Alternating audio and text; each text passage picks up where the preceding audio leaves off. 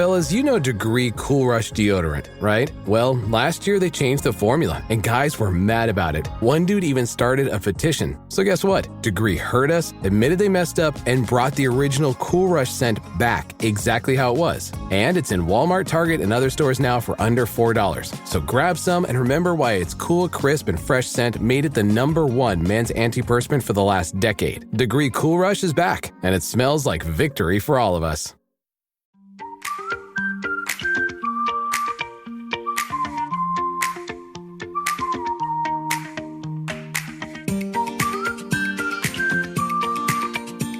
Hi, and welcome back to Realistic Sustainability. I'm Mike, and I am here with my brother, Nick. Hey, Nick. Hey, what's up? How you doing? Not too bad, not too bad. It's a little weird for me rotating through partners for the show still.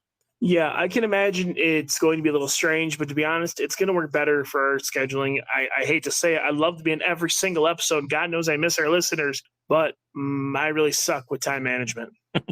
Well, no, you're busy. Things are going well. You've got a lot of stuff going on, so it's all right. I mean, yeah, it's awesome. I just have to be honest. And I'm the one running in last second this time, covered, just drenched in my own sweat so we could record. That's why, by the way, we'll never use this video, ever. We record with videos every time. This is for the listeners. This one will never, ever, ever get used. I mean, to be fair, I would hope you're drenched in your own sweat and no one else's. That would be strange and odd and probably not appropriate for the show. Also, I would like to add that I was already here. I was in town. My boy is playing Dungeons & Dragons in this very building. He's upstairs. I was doing laundry down at the laundromat because I have tons of catering towels and stuff that need to be laundered. And I figured, well, about as well kill two birds with one stone. And yeah, here I am. Well, first, this is a sustainability show. You don't kill birds. Well, you're right. We don't. Mainly because our aim is terrible and we don't have a kitchen here to cook them. So I'm not a big fan of firearms. So I guess we're not killing birds at all.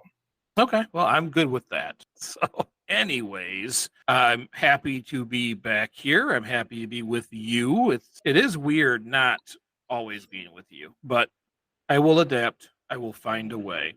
And we will see how it goes over time. And there might just be a huge public outcry to bring you back full time. I don't think that's going to be the case because once they get a taste of Mr. Rob Bogan, they're going to be like, Nick can come whenever he wants to, but we got the good stuff. So I will take the bits I get now. But like even I know that every time he's on and I'm not and I get to listen, I'm taking notes. So I have a question. You know, there's a third person, but you never mentioned the third person. You went straight to Mr. Rob Bogan, and she listens to the show.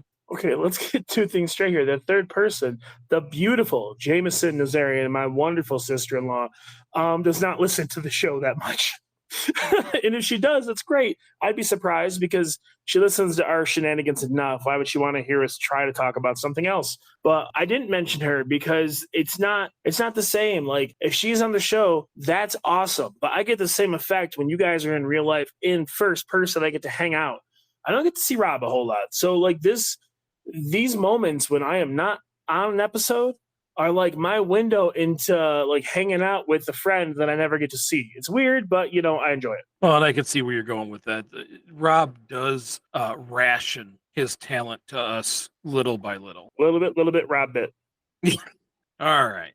So we've done a couple of shows coming back. One just me catching everybody up. One all of us catching everybody up. We did an edible landscape project show. We did let's bring back the concept of sustainability. We're going to now do what you called a real show.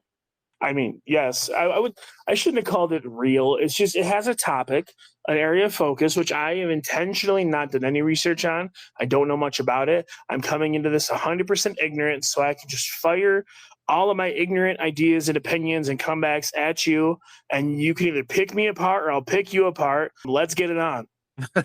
Wow, kind of sounds like it's like a fight. I know a fight involves physical altercations. I'm just talking about running my mouth because it's the only thing I can run that doesn't take fuel.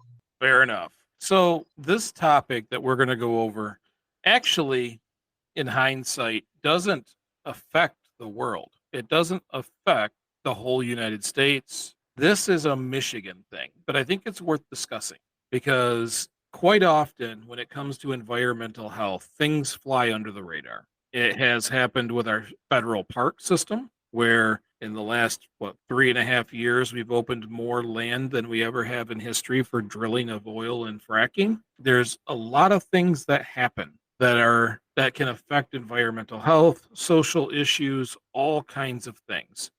And I have a very specific point of view that I want to talk about with this later. What we have in Michigan was two bills passed, two bills here in Michigan that have kind of changed how things happen. Together, what they do is they no longer allow cities, towns, or townships to dictate in their zoning that they do not accept solar farms or wind turbines, that the state law now supersede local zoning. And it has been framed as a huge win for sustainability, a huge win for clean energy, because as you know, where you used to live in Montrose, there's signs up and down the roads constantly screaming, no solar, no solar, no wind, no wind. It becomes this political battle to prevent companies from coming in and bringing that quote unquote business to that land. They frame it under the concept of we're saving farmland, which, as you know, farmland is depleting. We did a whole show on this. If you rotate these things, it's better. But these zoning acts take the power away from the local government and give it to the state government so that they can no longer say no, with some very simple hurdles for large companies. Okay, so what are the simple hurdles for large companies before I say anything stupid?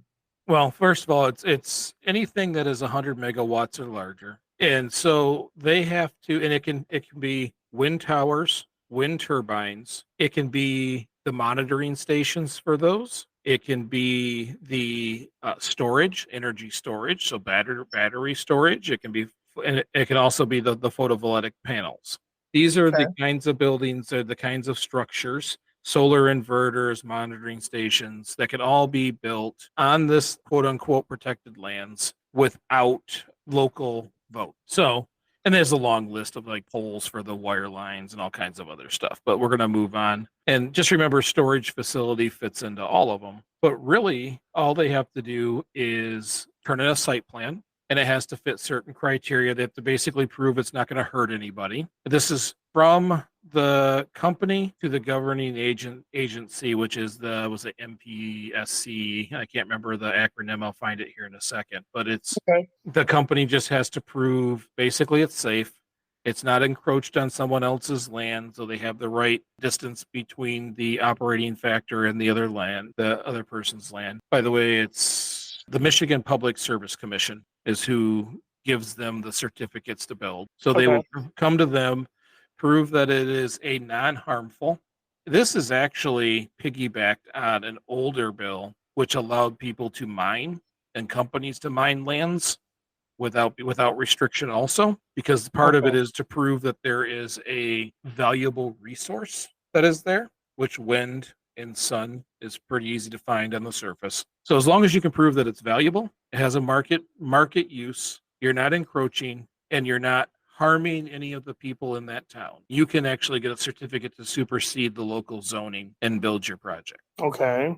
So for me, everybody knows I'm a sustainability nerd. I think wind turbines look cool in the distance. I like some of those things. I'm not a huge fan of solar farms because I think there's plenty of places we could put panels. But if one company has a large collection, it is a good way to work with or help regenerate the land. So if you got a large farm, half of it can go solar panels for 7 years. When that time is up, the company wants to lease the other land and you farm back and forth, and keep regenerating the land. That's fine. Plus, it gives the farmer extra income. There's things of that nature. Not a huge fan, but I get it. What I don't like is that a county, a township, a city, or a village in this one aspect loses their ability to make a decision. And maybe I'm more sensitive about that because I am on the planning commission. I did work on city master plans and sustainability future plans for the city, our walkability project, those kinds of things, that it makes it really hard. Now, what they're saying is there's so few people, it's easy to sway 3 or 4 or 5,000 people to jump on the bandwagon to say no. And then they got to go find out, it chases away all this business. What I see is if that was the case, it should be just as easy to sway them back. That if you have a product that has value to a community, you should be able to sway them back. Mm-hmm. And that's not what they're doing here. They've lost the battle of the conversation. They've lost the sway of the public opinion in Michigan. Mm-hmm.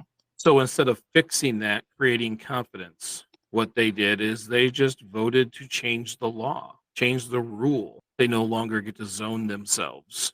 In other words, you haven't done as we wish. We'll fix that by changing your ability to make a decision. So that sounds like, for lack of a better way to say this, a parent or a teacher changing the rules because you didn't do your assignment. And it bothers me for the simple fact that I don't believe at all that at any point the government should take your right to choose away over anything. And I think it's the whole point of having freedom in this country. And I say that because towns and cities and villages are made up of individual people who work and pay taxes, and they should be able to decide, what they choose to do with their land or their community. Now, I know a lot of farmers have sold unused acreage or have rented unused acreage out for things like solar farming and stuff like that, and that's wonderful. I know there's also an equal amount of people that live around them that are not happy about that because some people view it as an eyesore. Either way, they both have the right to choose. They can choose. They don't want to live there, they can move. If the farmer, doesn't want that in his property, he doesn't have to have it. Mm-hmm.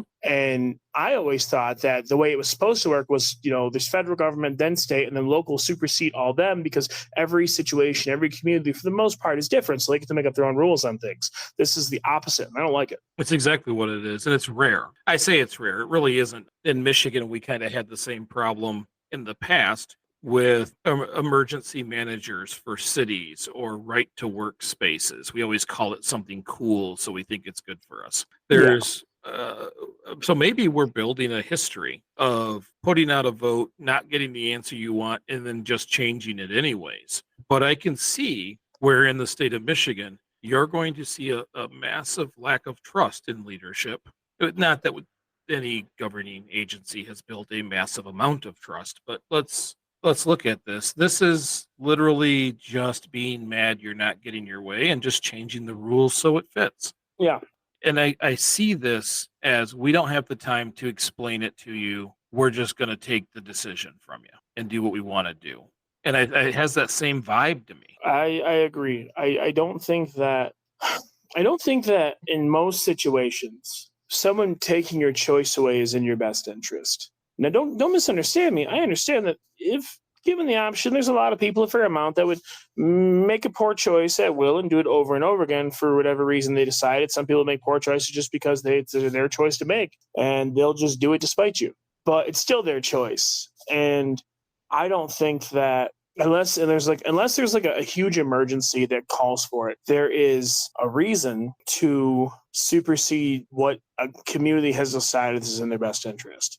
Even things like natural resources, like if we don't really, really, really need to drill for more oil, or we don't need to like clear cut a whole, like, let's say 100 acres of land because we don't need the wood, like people should have the choice. I don't know. I'm glad I didn't research this, because I would have came into this really angry had I done that. And we don't need angry Nick tonight. We need concerned Nick, compassionate Nick. That's the Nick we need. I just feel like as a member of a community, I don't want people to make my choice for me or take away my town's ability to vote on things.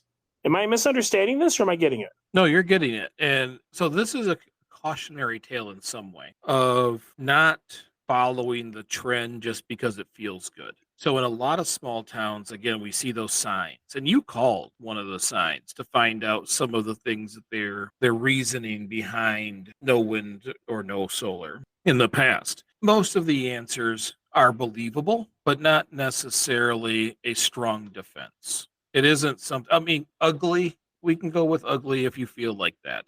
But there's no evidence of reducing value of property. There is some merit, and we found out that it really doesn't have a ton of merit, but there is some merit in saying we're trying to protect farmland, but nutrient-wise, we're losing the farmland anyways. So if we can use it for something else for a period of time and then rotate back and forth, you'll get better farmland. We're letting it rest. Yeah. But so when you look at different things, you're going to hear the sanctity of farmland, private property rights, which is a reality. That is something that eminent domain and other things that are really tough to swallow when you're a property owner. So I understand those too. But I think because it has amplified beyond rational into the wildly political, that the only way that the state feels that they can accomplish their goals because it's a political opposition is to force their hand or force it to get done. And I don't understand why people cannot communicate anymore. They should be talking about the merits. Now, there are some other things, and when we get to the back end of the show, I'm going to switch gears a little bit, but they should be talking about the merits or the reasoning or why they want to do this.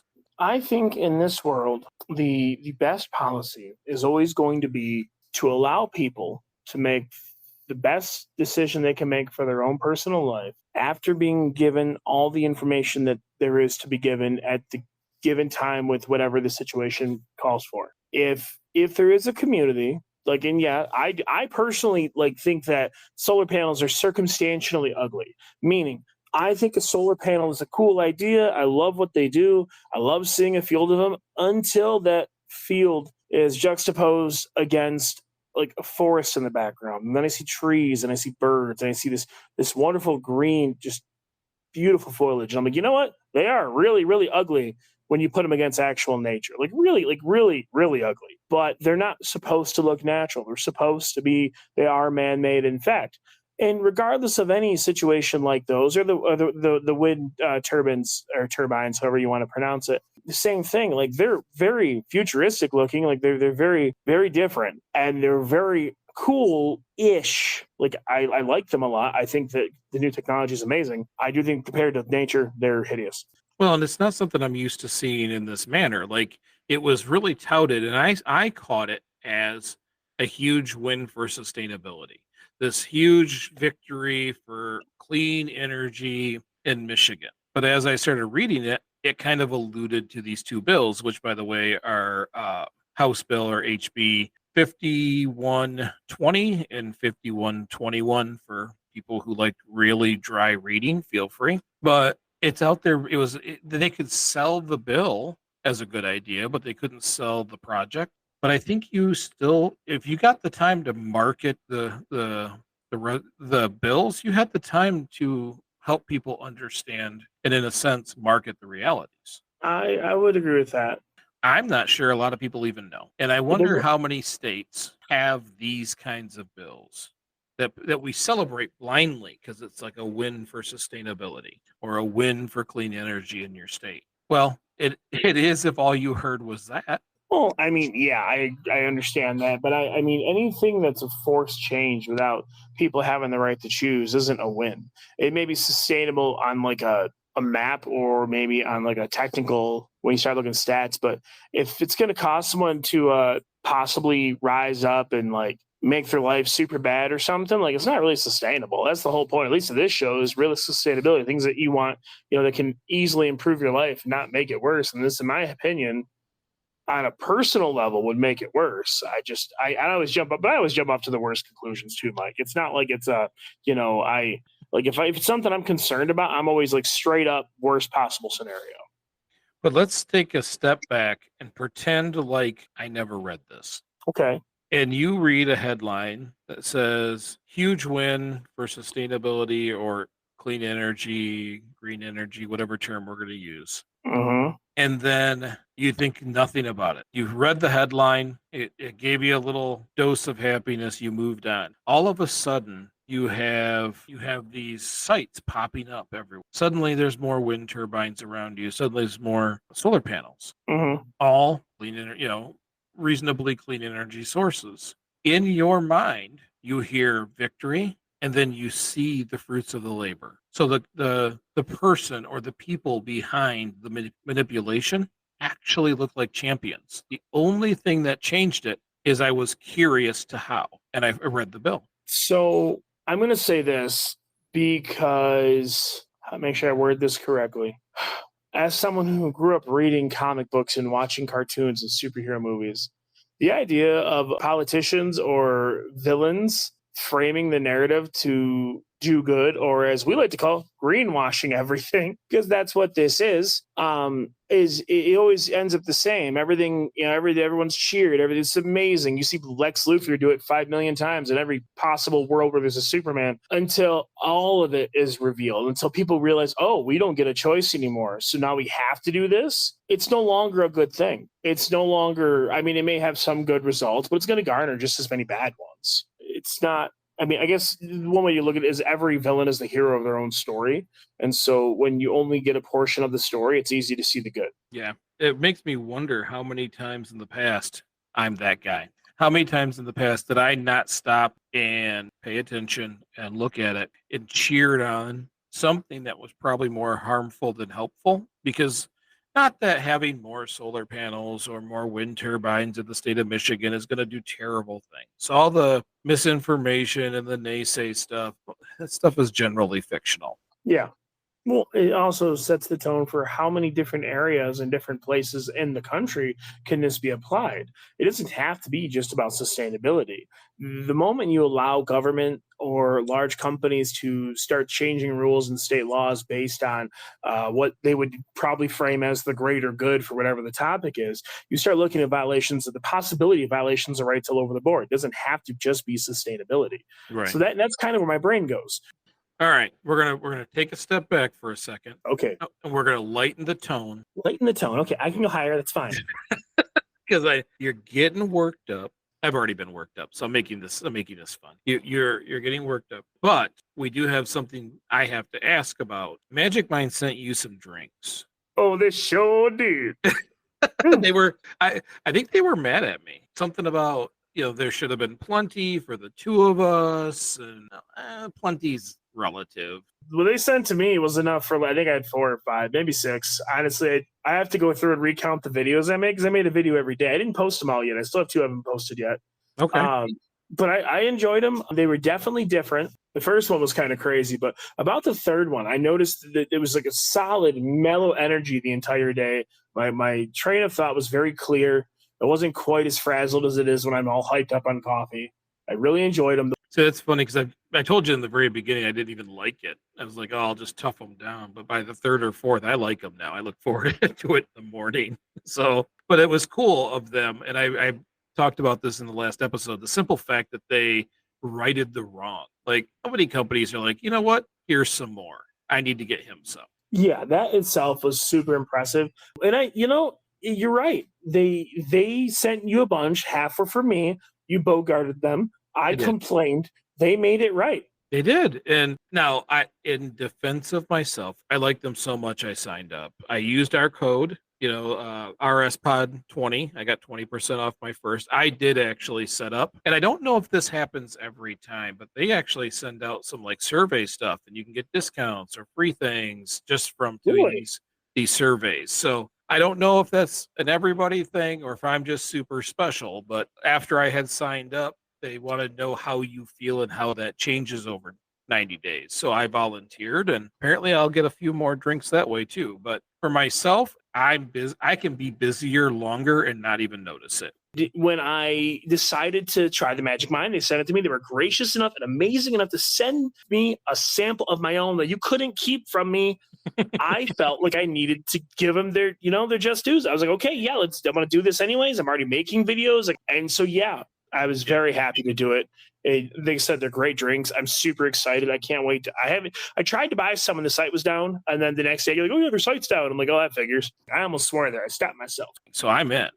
To me, I've already set it up. I'm not even doing 15. I'm doing 30 every 30 days. I'm taking them one a day. And actually, what I found out on there is cool. Let's say you start to build up a few because you're not necessarily taking them every single day. You can go onto your subscription, pause for a month, use up your existing, so it's just a good company. It's just, I'm happy that we were found by them. I'm happy that I was able to try those out. I'm happy that they're working for me. And for me, the mental clarity side is important because I was getting real down on myself on memory. So anyways, I wanted to cover that. If anybody else wants to help realistic sustainability by helping themselves, go to magicmind.com/RSPod, or just go to Magic Mind, pick the one you want. And when you go to the discount code, put in RSPod20. You'll get 20% off your first order of Magic Mind drinks. Give them a shot. Anyways, let's go back to the show. The thing I want to talk about when it comes to these bills is exactly what's happening here in Durand. And I guarantee there's small towns or townships all over the United States where this could be a danger. Durand has worked very, very hard to restructure itself, rebrand itself, to create possibilities. That's why, like I said earlier today, I bought a duplex. We're out there working on this 1900s build home because I do believe in Durand. I do believe in the city, and I do believe we're gonna do fantastic things here. But we have one big advantage over all the other places in Michigan. We have something called a mega site on the north end. And of course, it's always a fight. Companies want to come in and residents fight it, and some people promote it, and it goes back and forth. Right now, you're seeing no signs that say no mega site because there's change, any kind of change, and go ahead and say your thing. What thing, Mike?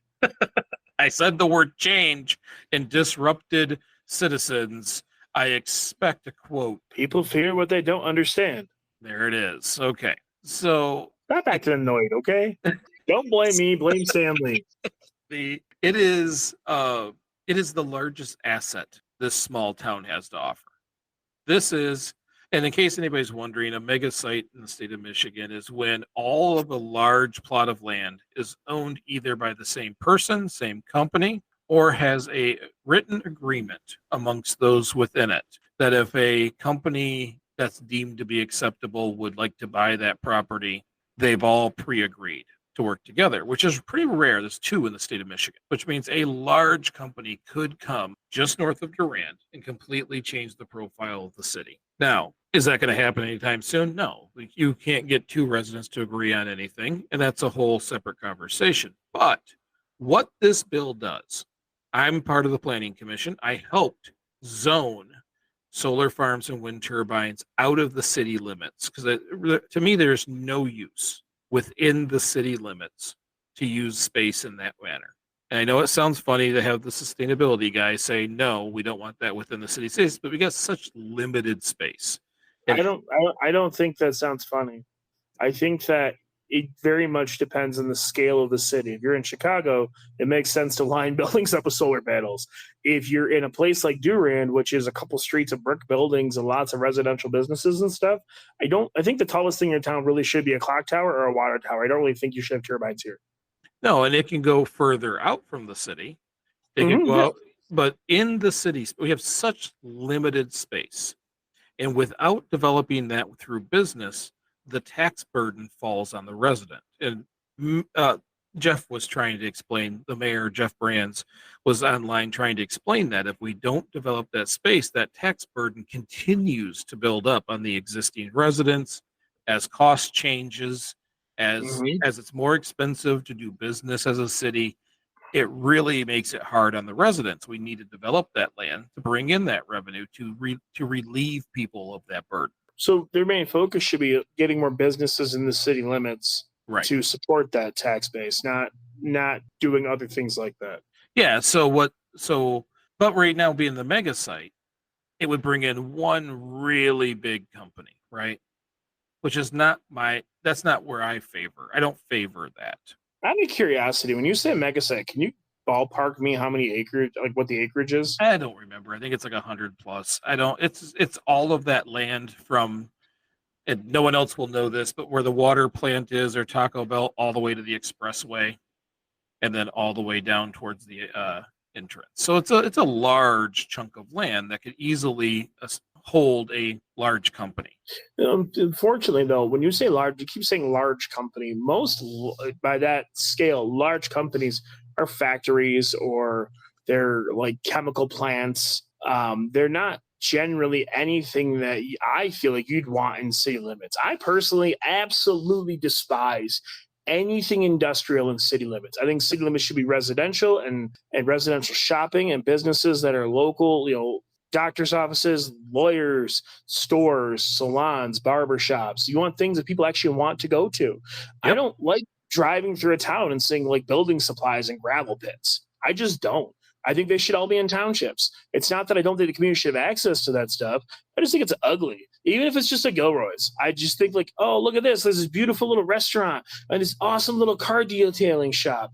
Oh, boom, chiropractor. Those are feed bins for a hog. Okay, like I just don't care for it. And I know I'm gonna really offend a lot of people with that comment, and I apologize, but I think if you want people to want to be in your city to spend their money there, it has to be aesthetically pleasing. It has to be entertaining to walk through, easy to easy to access. And like I've spent half the day in Durand today. You didn't know that, but hi, Michael. I've been in Durand for a few hours, and I love the amount of people I see sitting on the rockers.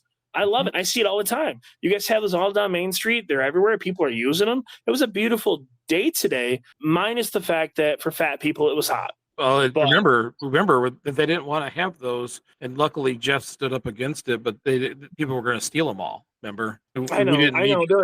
Listen, there were huge hordes of roving rocker stealing bandits just throwing them in the bed of pickup trucks. But thank God we stopped them. You know, it was a dangerous, tight situation, but I can't take this any further. I just can't do it. I mean, it was ridiculous. The reason why I bring up that conversation about the north end of Durand, that is the future. However we structure that little bit of land will dictate the health of the city going forward. With House Bill 5120 and 5121, they could just put a solar farm there. They could. Without and what would that do to the next 20 years of Durand? They could.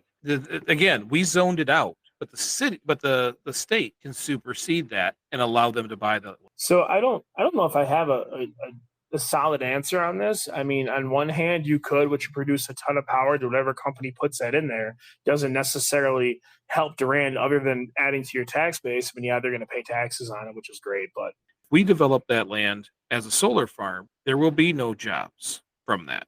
You'll get a small tax base from it, but you will not get the tax base you get when you fill that space with good employment. Because you get the tax base from the company, you get the tax base for the people who want to live close. It brings in the revenues to the restaurants and the gas stations and all those things. It would decimate the value of that north side land. It's something I am coming to call the $20 rule. If you go to a McDonald's or if you go to like a big city, big corporation, and you buy something that's $20, right? It's $20. That $20 goes into a slush fund for a bunch of other stuff that just dies. If you go to a mom and pop shop, like you right down the road to your stomping grounds, and you spend $10 on a latte, right? $12, maybe you get a scone, and they have great stuff there. That $12 is going to go in the till, but that till is going to go in the bank account of the owner who pays their staff, who lives in the town, who shops in the town. And that $20, $10 is going to change hands, do so many things on its way to Uncle Sam, because eventually, yeah, they'll get their hands on it. But that $20 rule just means that you have that much more say in helping your town. It seems silly, but it's the same way I look getting a haircut. You go to a local barber, you know, your haircut's $15. You give him a $5 tip, so it's an even 20. You know, he can take that $20 and he can do whatever he wants with it. But that $20 does now serve two purposes, or maybe 3 or 4 or 10 or 20. It just continues to roll. And that's the beauty of putting money back into your community by shopping, giving it your patronage. Like that's the whole point of it. Support local. That's how you build, you know, close-knit communities that grow up together and love each other and support each other. Which doesn't happen if that land is converted to solar. Again, not that I'm hating on solar.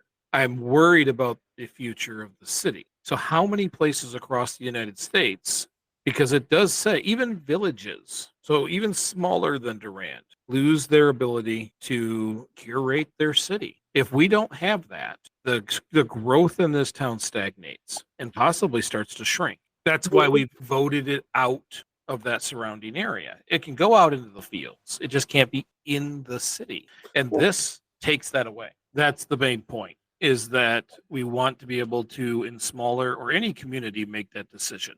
That if they want to change the public opinion, you change it through changing the public opinion. You come in, you have those conversations, you educate people. You do not just change it. So I don't want to take it too much further. I think we've gotten the point across on a lot of these, but it is one of those things that can be a big deal. And I just want to, and it really only affects Michigan today, but I want to get it out there so that if anybody sees things like this happen, read it, look at it, see if it really is the jump up and down excitement that it should be.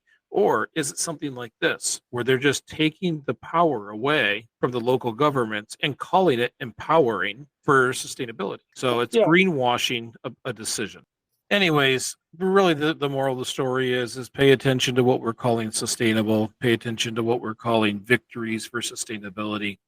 And for us, I've been pushing to hopefully separate that land and start finding smaller businesses that can purchase pieces of it, because then at least in that sense it protects that position and allows us to develop it in a different way. We don't get a mega site, we just get 7 or 8 solid businesses that can help grow the city. So that's all we had for you today. I hope you enjoyed this episode. I know it's a little different when we're talking about things that are, bills and laws and how things are functioning. I also know that it's not your state unless you're from Michigan, but I hopefully it gives you a perspective and an understanding.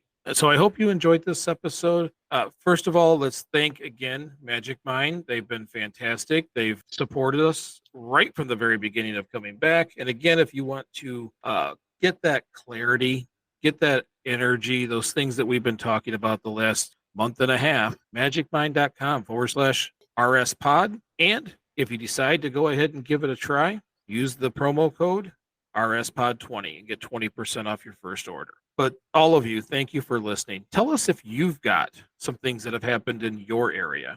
Has laws been changed? Has things happened that they're masked under the concept of a sustainability victory? I'd like to see some of them. And we'll see if this is more common or if this is kind of a one-off. So thank you so very much for listening. We appreciate everybody's support. And remember, we're just trying to get a little better. Little bit, big bit. I'm Mike. And I'm Nick. And we will see you soon.